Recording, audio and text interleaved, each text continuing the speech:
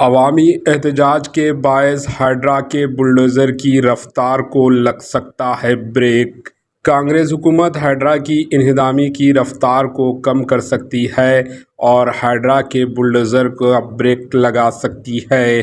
ریاستی I T وزیر سری دھر بابو اور خیرتآباد کے ایم ایل اے دانم ناگیندر کے بیانات سے کوئی بھی اسے سمجھ سکتا ہے۔ ہائیڈرا کے خلاف پروٹیسٹ اس وقت شروع ہوا جب غیر قانونی تعمیرات کی مسماری سے عام لوگ متاثر ہونے لگے۔ لوگ اب ہائیڈرا سے ناراض ہیں، حالانکہ عہدیداروں نے کہا کہ وہ عام لوگوں کو پریشان نہیں کریں گے، مگر وہ بغیر کسی وارننگ کے غریبوں کے مکانات کو گرا رہے ہیں۔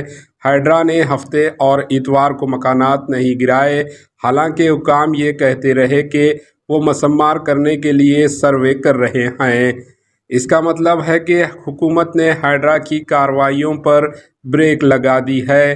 تاہم آئی ٹی کے وزیر سری دھر بابو نے کہا کہ حکومت موسی ندی کی ترقیاتی پروجیکٹ پر توجہ مرکوز کرے گی تاکہ اسے ترقی کی راہداری بنایا جا سکے۔ خیرتآباد ایم ایل اے دانم ناگیندر نے کہا کہ انہوں نے شروع میں ہائیڈرا سے کہا تھا کہ وہ کچی آبادیوں کو ہاتھ نہ لگائیں اور غریبوں کو مکانات کو گرانا درست نہیں ہے۔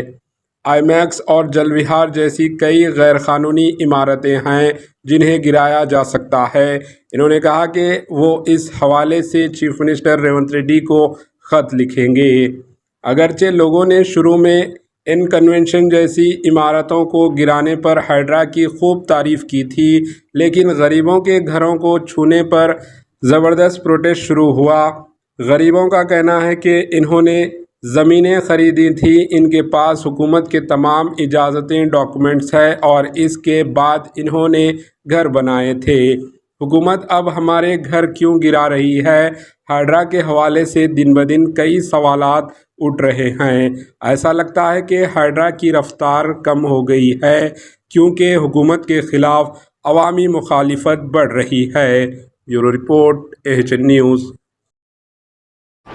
AHN نیوز کو لائک کریں، شیئر کریں اور سبسکرائب کرنا نہ بھولیں۔